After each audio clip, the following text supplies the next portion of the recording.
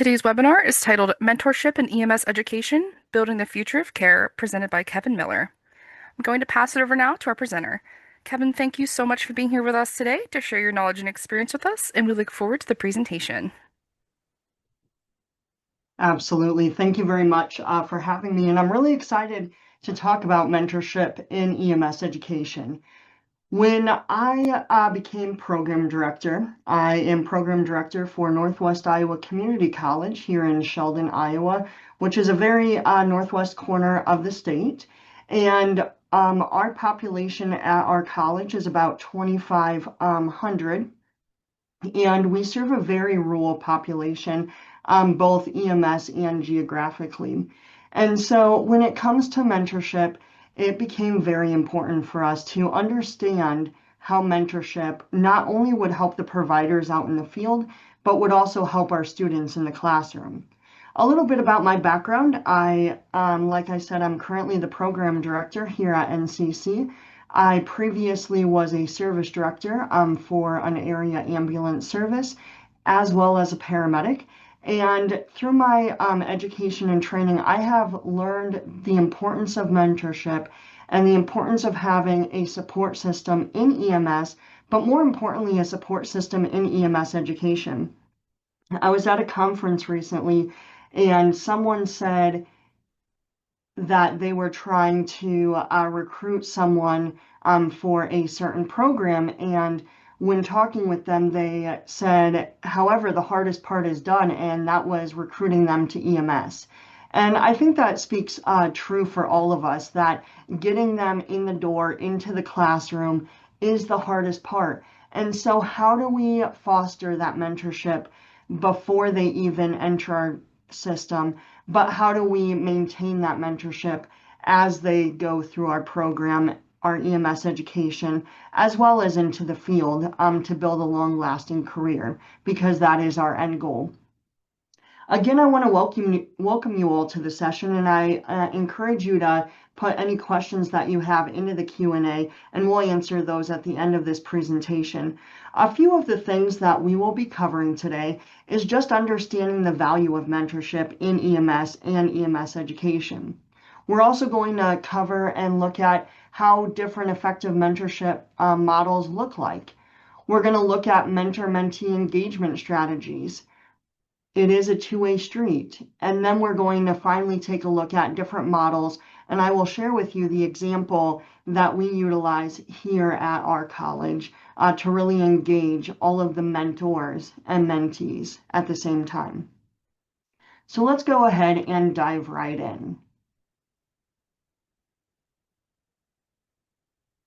In EMS, it is very important that we have a mentorship program, whether it's informal or formal. I want you to go ahead and think about when you first started your career in EMS. And I want you to think about the 1, 2, 3, or maybe more people that really played an impact on your career. I know that you guys could probably name those off in a heartbeat, because all of us had someone that we looked up to, someone that challenged us, someone that held us accountable. And that is what made us successful, both in the field. And I promise you, as you transition to EMS education, you probably had either the same mentor or you found 2 or 3 more people that really made an impact in your life. I know for me, I would not still be in the career that I am in without the mentorships that I have found along the way. Having a mentor has definitely been a backbone to my career, and I'm very thankful for the handful of mentors that I've been able to encounter across the way. They are truly a part of my journey, and I'm sure you all could say the same thing. So why is mentorship so important in EMS?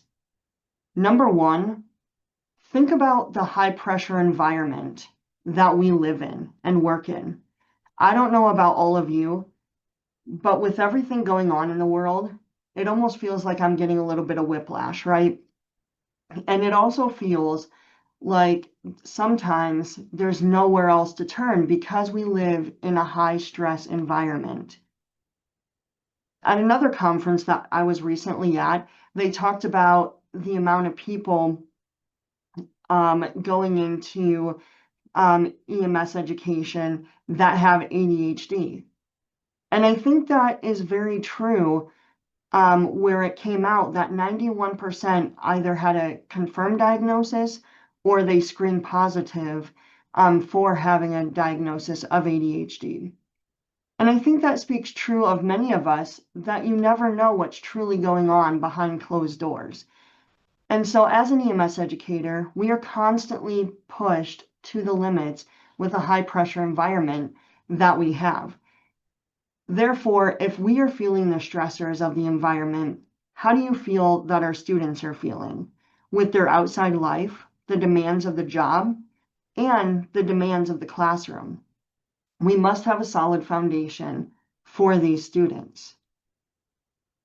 Also, sometimes students need a different perspective, and mentorship can definitely do that.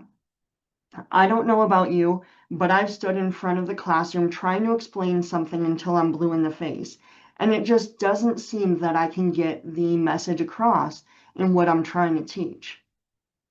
And so you always reach in your back pocket, call that certain someone that you know will help fill in the gap. Mentorship can be a part of that care team for that student.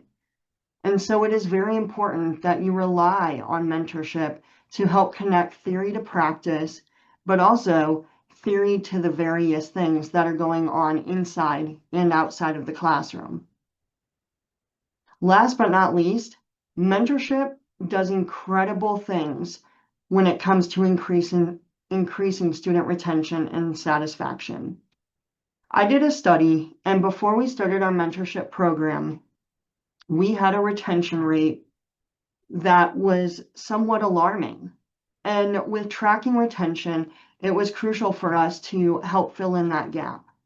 One of the ways that we were able to fill in that gap was creating the mentorship program, because those mentors not only helped connect that theory to practice, but they held students accountable to show them that there is a light at the end of the tunnel. And when times get tough, they had someone who was still connected to the program, but almost a third party outside of the program that was their cheerleader in the corner, and in their corner specifically.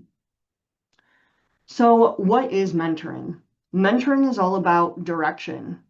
It's all about being a coach, supporting when time gets tough. It's about setting smart goals. It's about training, both in the classroom and outside of the classroom. And it's about giving advice and encouraging that overarching motivation so we can see that student success. Because in the end, every success that our student has is a part of our story as an educator. So why is mentorship so important when it comes to clinical skill development? We know that critical thinking is the cornerstone and the paramount of EMS education. And it seems that every cohort that we have, clinical thinking and critical thinking is something that we have to dig in just a little bit deeper with each cohort. One of the things that we have noticed is that with students, not only do we want them to be competent, we also want them to be confident out in this field, because confidence goes a long way. So how do we set up a mentorship program that not only helps them didactically in the classroom, but also clinically with their skills? One of the ways that we have done this is we have made sure that in our mentorship program, we are making sure that the mentors are modeling assessments. We are making sure that they create a culture of safety, both through practice, but also integrated out in the field. We also make sure that mentors really dive deep into the organization and the structure of an EMS service. Some of the EMTs, especially that we get, do not have any experience with seeing inside of an ambulance. They have no idea how the 911 system works, let alone how the EMS system works. And so this is the mentor's time to shine, to really show them firsthand how an EMS service works. Because sometimes in clinical, that's not always happening because we are focusing on the critical thinking skills of that student. So what we want our mentorship program to really do is show them the ins and outs of an EMS service, giving them that footprint of what the EMS system really is. And that really structures that EMS student to understand how they fit in to the bigger picture. And when an EMS student understands their why, they are much more likely to be successful and continue on in the program. We also can give them real-time correction and guidance. If you are like me, we have to abide by FERPA regulations for our students. And with FERPA, we ensure that all of our mentors and mentees sign a FERPA release in order to allow us to communicate with the mentor on a day-to-day basis of the student's actions in and out of the classroom. This process has really allowed us to have real-time correction and guidance, not only from an educational standpoint, but also out in the field. If we notice that a student is struggling didactically, some of the student success plan can be meet with your mentor more regularly. It could also be if they have a protocol variance in clinical, we can have them meet up with their mentor and really reflect on and have that true debriefing with someone out in the field other than just their instructor and their clinical preceptor. It really is all about setting up a care team for these students because, like we said at the beginning of this presentation, students have a lot more going on than what they let on. And last but not least, mentorship helps build clinical skills, competency, and confidence by promoting deliberate practice.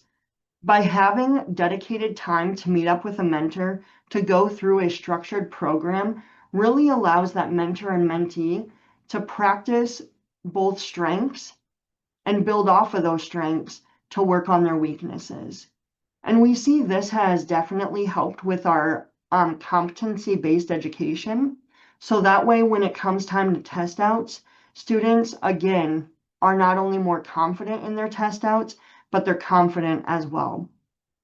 And also, we have seen an increase in our affective domain assessment as well, because the mentor and mentee have built a relationship that really enhances their professional attributes that really weigh into their affective evaluation at all stages of the program.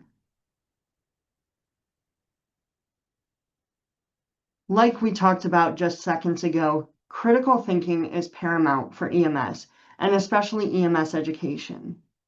When it comes to the clinical judgment model, it is very important for all levels of EMS to understand the importance of clinical judgment, not only when it comes to the dispatch, en route, scene information, and post-scene, but also when it comes to leadership, communication, and all phases of our patient care, environmental cues, and provider factors. It is also really important that we encourage case-based learning. Now, of course, keeping HIPAA in mind, we encourage our mentors to really talk about the calls that they have been on in an educational format. Because again, when HIPAA information is shared educationally, there are parameters that allow us to share some things in an educational setting. It encourages that real-time case-based learning.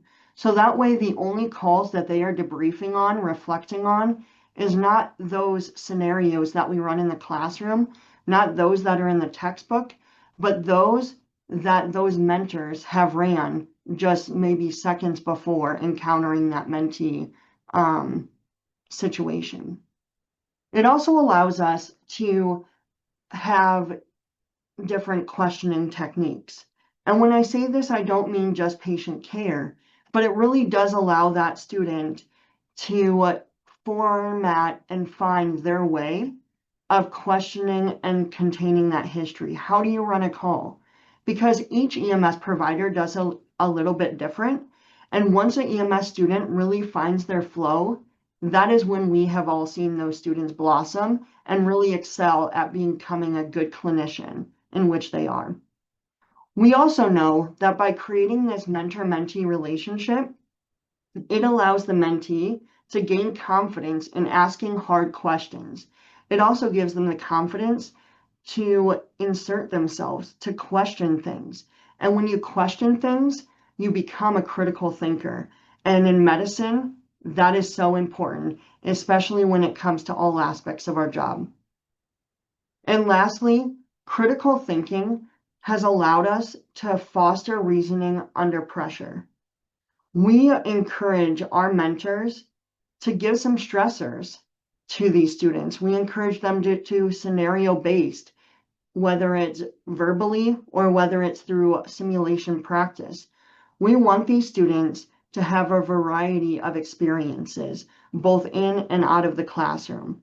And with a mentorship program, we can really dig deep and we can really find how do we foster that relationship and how do we dig deep into understanding how these students react under pressure and how can we help them do a little bit better job. The other thing that we have seen with students and society forthcoming is the lack of resiliency. Resiliency is such a strong skill that students must have, and if they don't learn those coping mechanisms early, we see that they struggle both in the classroom, but also at clinical and into their future career. So why is emotional resilience so important? And how does mentorship play a part of that? Well, we encourage that our students are able to debrief difficult calls with their mentor. We encourage that even on the simple calls, they are able to go debrief with their mentor. Because emotional resilience and coping mechanisms are not just trained on the big calls, they are trained and really refined on every single call that we go on as an EMS clinician, especially gaining our roots as an EMS student. We also are able to teach them coping mechanisms and emotional regulation. Many of us spend a few hours talking about the well-being of an EMS professional. But until a student really talks to a EMS professional about coping mechanisms and how they themselves have found solace in emotional regulation, it sometimes is hard for that student to put two and two together. It's almost like diet and exercise. I think all of us as EMS professionals understand what we need to do. It's sometimes hard to implement that, and I'm a living example of that. And lastly, when it comes to emotional resilience, modeling that empathy and professionalism has definitely been one of the biggest factors when it comes to a mentorship program. We have seen that our students are able to understand empathy as well as other professional attributes way earlier in the program. It also assists us that with the mentorship program, that we are able to hold the students accountable both in the classroom, but also with their mentor when we are seeing gaps in their professionalism, as well as gaps in their empathy and relationships within the classroom and in scenarios, both simulated as well as in clinical settings.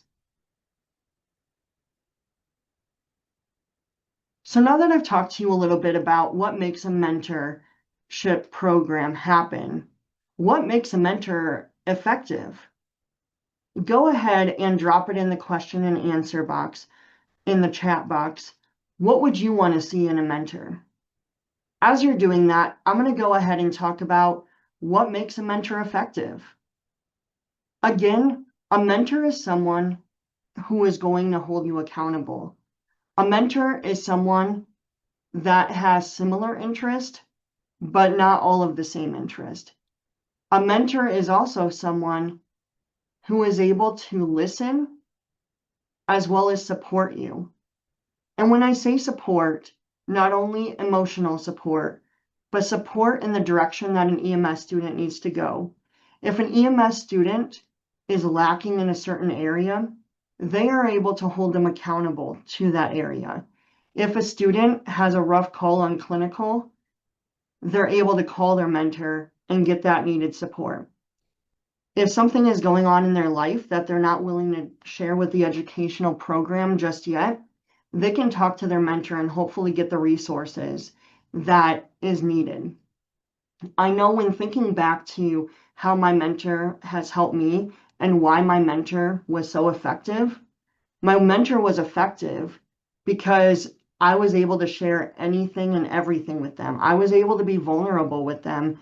And sometimes you don't always feel that in the classroom because of the instructor-student role.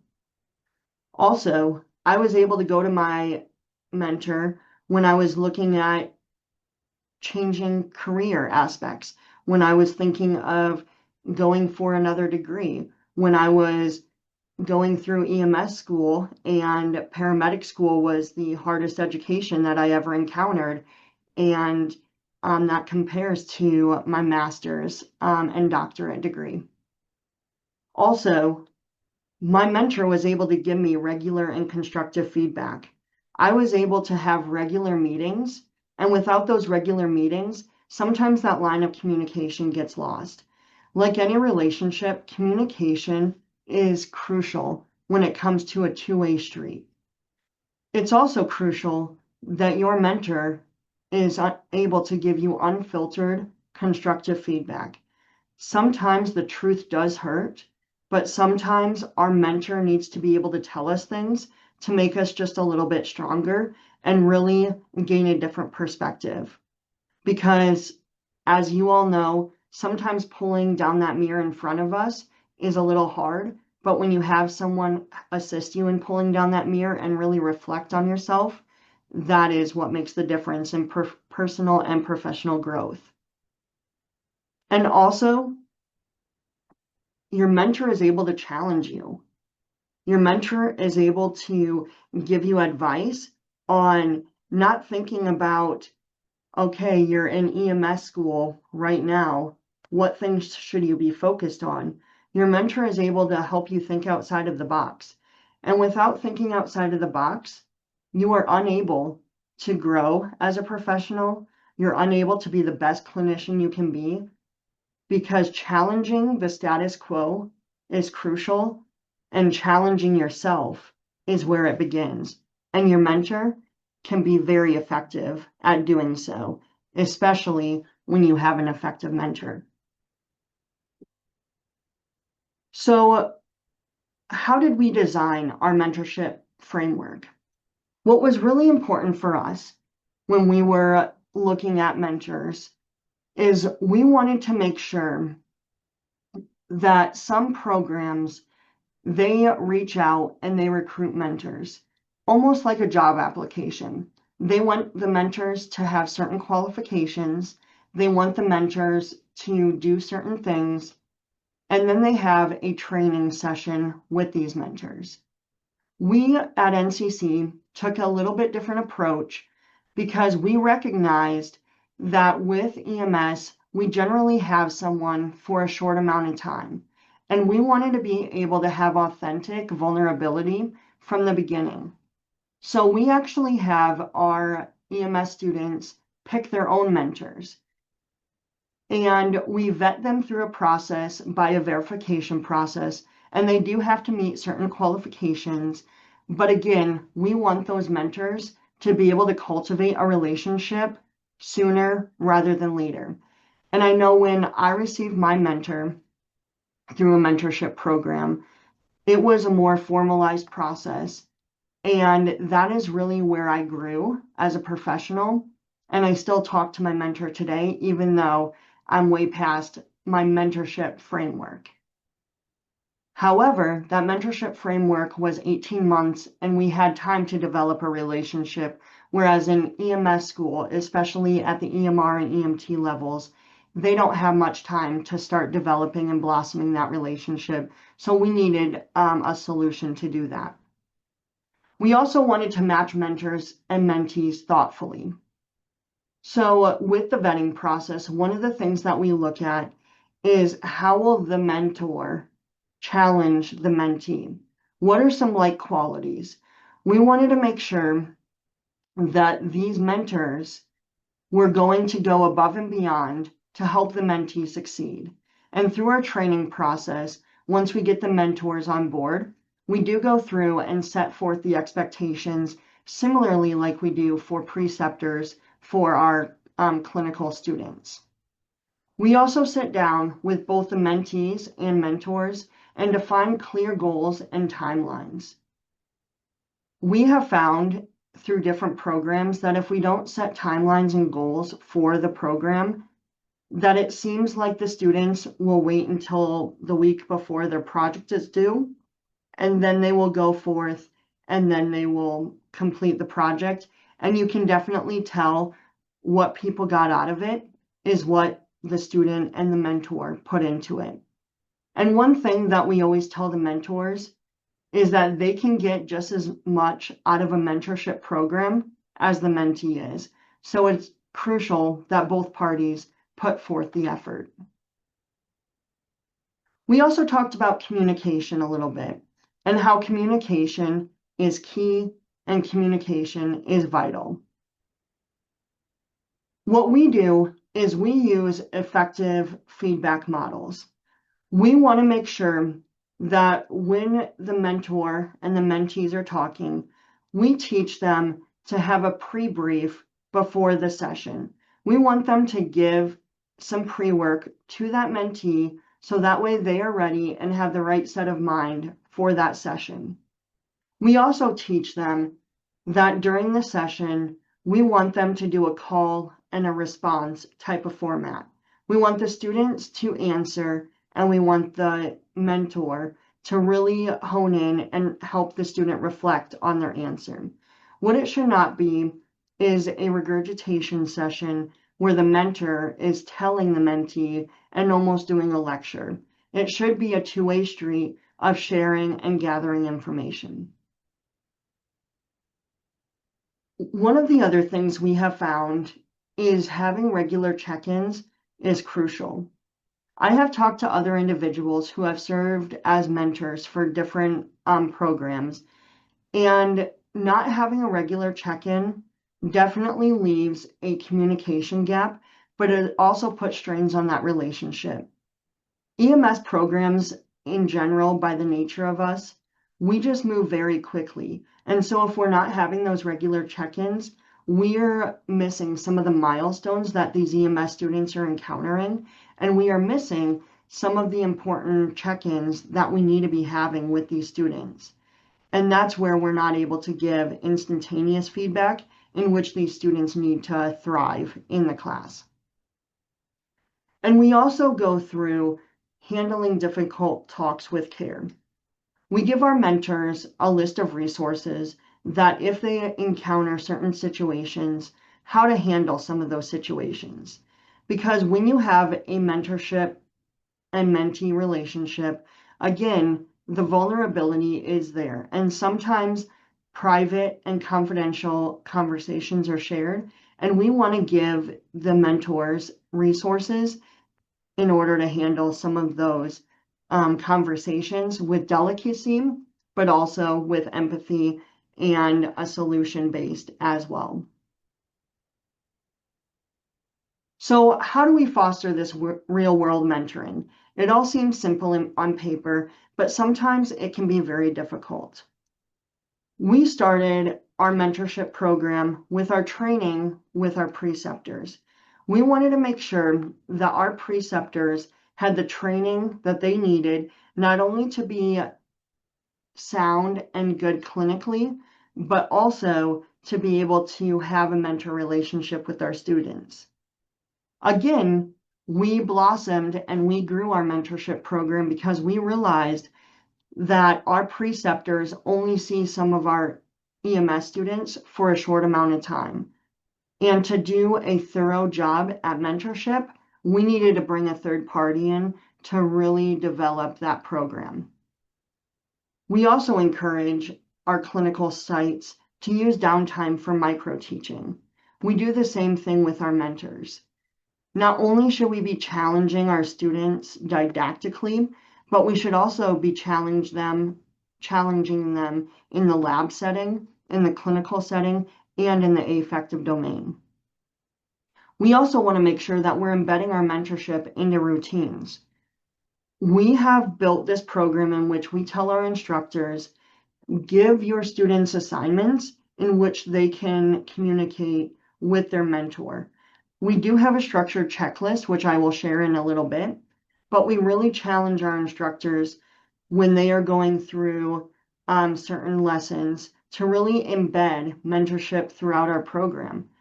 We also really encourage them to invite their mentors to the classroom, have our mentors be patients, so they really have a 360 view of that student and can really help them seek the finish line and be successful. We recognized in our program that one size doesn't fit all.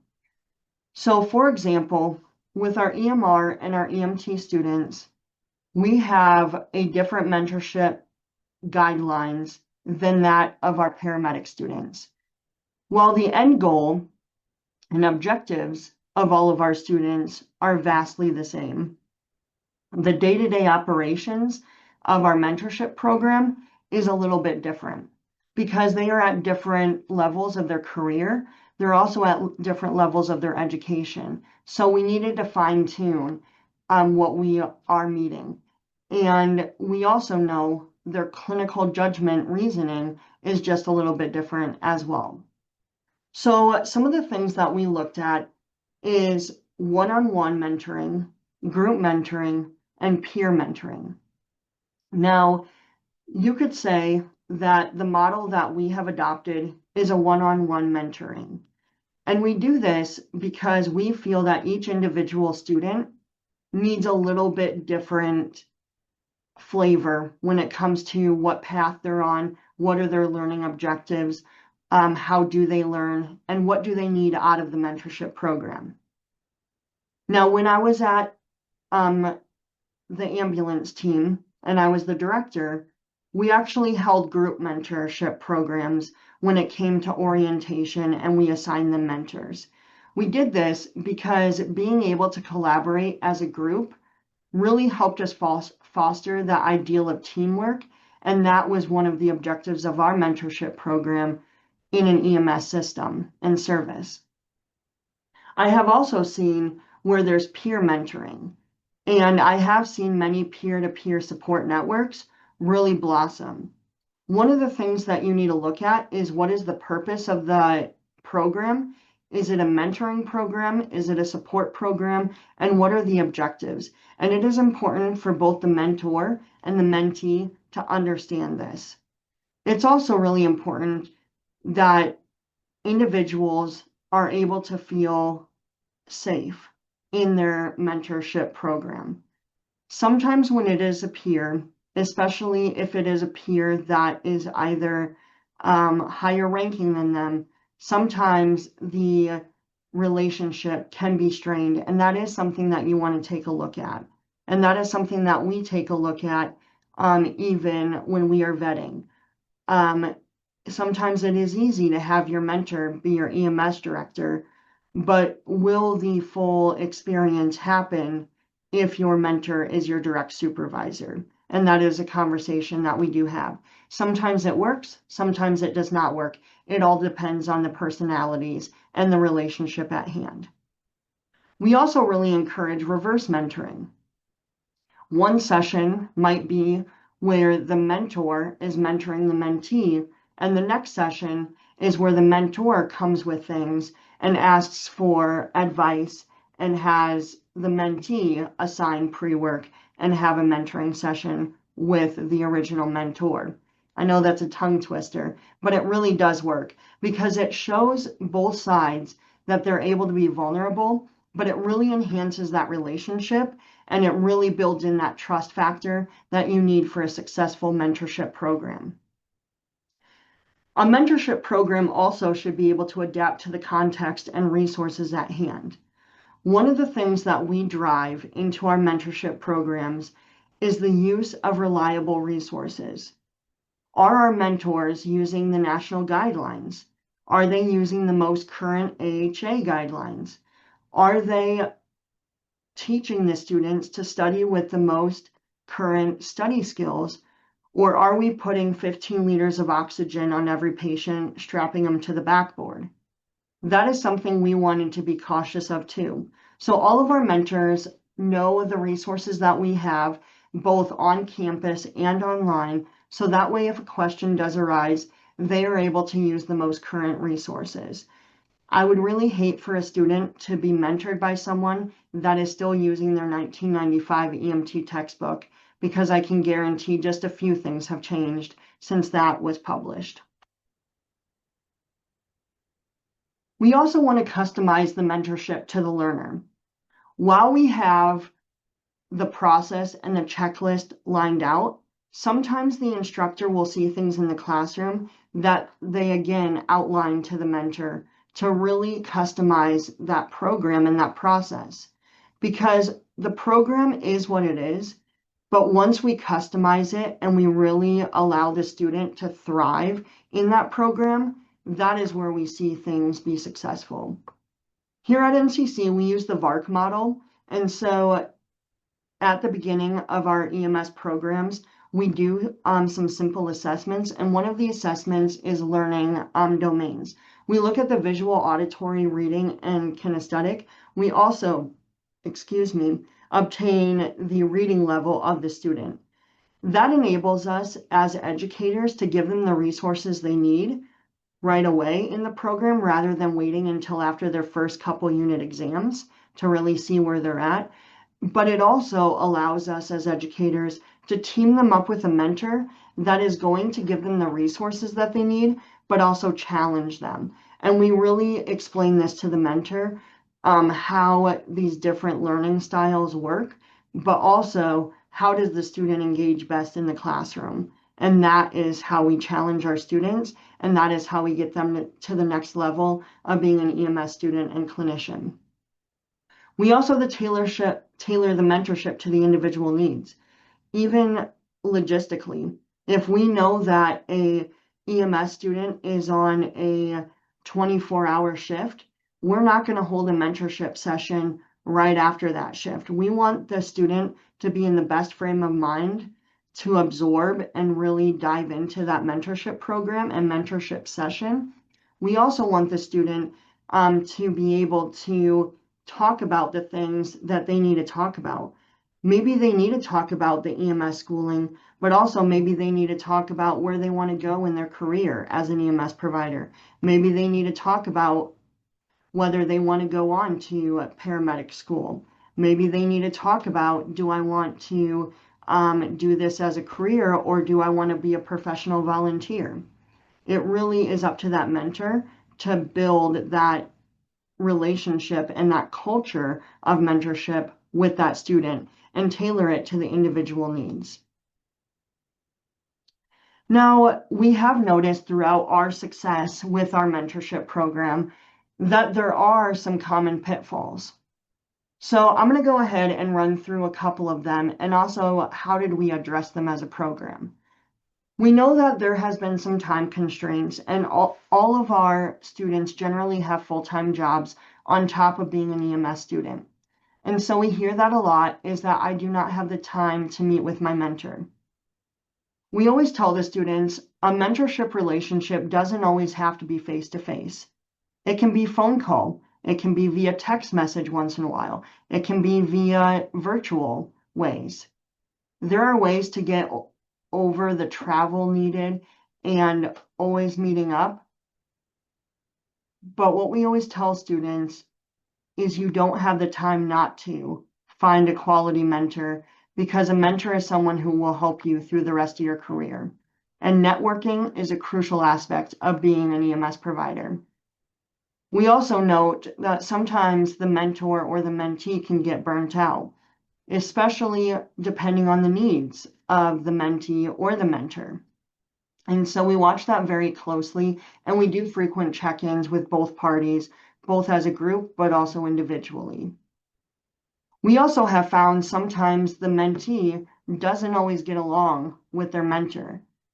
You might have someone who's in EMS who you get along with really well outside of the EMS service, but sometimes that personality doesn't sit well when it comes to challenging you teaching you about EMS.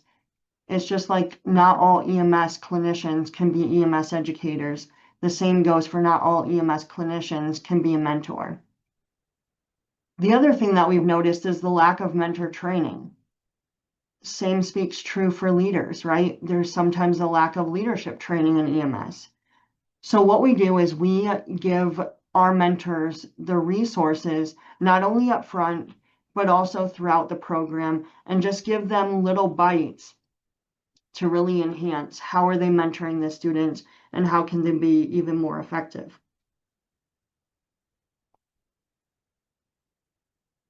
So I'm going to go ahead and talk about our mentorship program and really showcase how mentorship can have a real impact on an EMS program. So this idea came to me when a few years ago when I was talking to our EMS instructors, and I was noticing more and more our EMS students were not coming and being sponsored by an EMS agency, and many of them were not even seeing the inside of an ambulance until their clinical rotation. I also noticed as an EMS service director, there were many colleagues that I had as EMS service directors that didn't really have a good orientation program for their students. And I know some services, and we would be naive to not think this happens, as soon as your state EMS card is wet, you're on the truck and sometimes just given the keys and a pager to that ambulance. And so we wanted to make sure that our students were entry ready, but we also wanted to make sure that our students were confident and competent about the understandings of the EMS system as a whole. So I'm going to go ahead and share our mentorship packet and really talk about what our mentorship program looks like.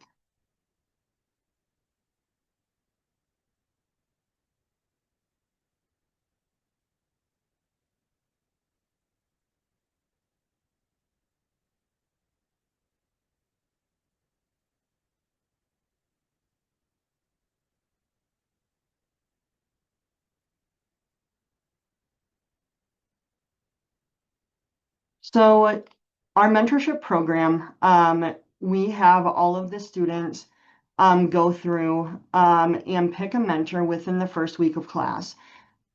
We do this because we want to make sure that the student has a success program set up right away. And so they fill out a verification form. They also put the mentor's contact information so we can go through and vet our mentors. We then have them fill out this packet.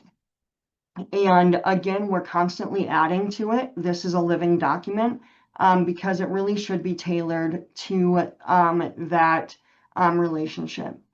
So we always ask about the mentor. We want to break the ice. We want them to go through and ask some basic questions on not only both clinically, but we also want to build that personal relationship as well. So we ask questions about, are they on other ambulance services? How long have they been EMS?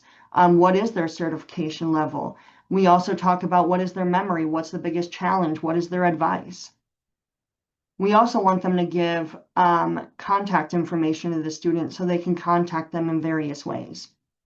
We encourage the student to do the same thing so that way they can share this. Like I talked about, some pre-work might be that they fill the about the student section out before they even come to that session. We also encourage the student, if their mentor is on an agency, which we hope they are, that they are able to go through and learn about the agency at the same time. We do this because we want them to really learn about different agencies, both large, small, professional, paid and professional volunteer at the same time. We talk about who the medical director is, what is a CQI officer, as well as what is a CQI program, what are some frequented locations that they may go to. And then we also run them through a basic orientation. So what is a emergency driving and communications policy? Same way with pharmacy, confidentiality, You can read through here the different policies and where would they be located. So that way they're set up for success. And they're seeing things not just from the samples we give them in the classroom, but also from a real world standpoint. We also have them go through an ambulance, also the EMS operations of that ambulance. We also have them go through vehicles, supplies and equipment, as well as communications, documentation, security, as well as roles and responsibilities of an EMS provider. We also have them go through all of our skill competencies with their mentor. So that way the mentor can go through and also check them off of their skills. That is not a part of our competency within the classroom, but it is a requirement of our program. We also have them fill this workbook out completely. They will submit 5 different pictures, so that way they at least had a meet up with their mentor. They will have to contact their mentor at least 3 times throughout the program. For the paramedic, it's a little bit more. And then they have to do a reflection essay on their experience with their mentor. This has really helped us really set up success for our students, but it also helped our students see a different perspective. Now, some students have come back to us and say they really love the mentorship program. It really helped them grow in their end of course evaluations. And some students are tell us they really didn't get any benefit out of it. They already went through a lot of the orientation stuff because they've been on their service for more than a few years, and now they're taking the EMS class. And the feedback that I give back to our instructors is that is great. And if you've already done some of the orientation stuff, maybe you should go to a different service. Maybe you should be talking about things, and maybe the checklist is an easy checklist that you can breeze through, but you should be setting other goals and SMART goals for yourself throughout the mentorship program. And so that is something that we've added on, is really that communication about that mentorship program and what more they can get out of it rather than just using it as a simple checklist. To wrap it up, I really have been blessed to be a part of some great mentorship programs. And I also have been blessed to be a part of the National Association of EMTs Lighthouse Leadership Program. And I would really encourage all of you as an EMS educator to find yourself a mentorship program that really can help you thrive as an EMS educator. And if you're still in the field as an EMS clinician, because I promise it doesn't just stop in the classroom, it will help you thrive personally and professionally in ways that you've never imagined. And we've seen that come true even for our students. So I just want to thank you all for participating, and I'd be happy to answer any questions that you may have. Perfect. Thank you so much, Kevin. So it looks like we have a question here from Teresa. Will the EMS sponsorship packet that you just shared, will that be available? I can share that out, yes. Perfect. Thank you. Um, Another question here. How do you measure the mentee slash mentor outcomes of the program? Yeah, so one of the things we did is we added it to our assessment model. And initially we were just looking at previous retention rates to our current retention rates. And now we are actually digging into if we have the mentor and mentee cover a certain topic, we're actually adding that and assessing that with our learning outcomes within the program. Perfect. Another question. How do you ensure alignment between the mentor and the mentee? That is something that we have found tough, especially when we have our mentees picking their own mentors. But one of the things that we have done is looking initially at about the mentor and about the mentee and really having those initial conversations about what the program all entails. And that usually gives both parties a chance to understand the expectations and what they're going to get out of the program. Perfect. And it looks like we have one last question here. What is FERPA? Yeah, FERPA is the Family Educational Rights and Privacy Act. And so, as an educator, it means that we are not able to give out any protected student information to anyone without that student's consent. And so I compare it to HIPAA for patients. FERPA protects students. Thank you. And I see another question popped up here. Do you have any advice for creating an engaging and meaningful mentorship program for students who are in traditionally minoritized groups, race, gender, etc.? Yeah, I think that again, the biggest thing is providing some of our minoritized groups with resources. And so sometimes that necessarily doesn't have to be a mentorship program, but you definitely want to create a culture of safety. And so you want someone who is going to be open and respectful to those minoritized groups, but also someone that can help them find resources within their community. I know many communities have social groups. Based on maybe it's religion, maybe it's gender, maybe other minoritized groups, and being able to connect them to different groups within the community can definitely help that student thrive as well. Perfect. And it looks like that is the end of the questions. Okay, sounds good. I will go ahead and get that packet sent over to Rio so we can get that in the follow-up email. And then I will also make sure that we share my contact information should you have any other questions or if you just need advice on how to set up your own mentorship program. Perfect. Thank you so incredibly much for this webinar today. We truly appreciate it. And I'm very excited that this will get to live on our YouTube channel for all future reference. And as you said, I will be sure to share those resources with everybody in the follow-up email, as well as the link to claim your CE. So with that, I hope everybody has a fantastic rest of your day, and we will see you next time. Thank you so much, everybody.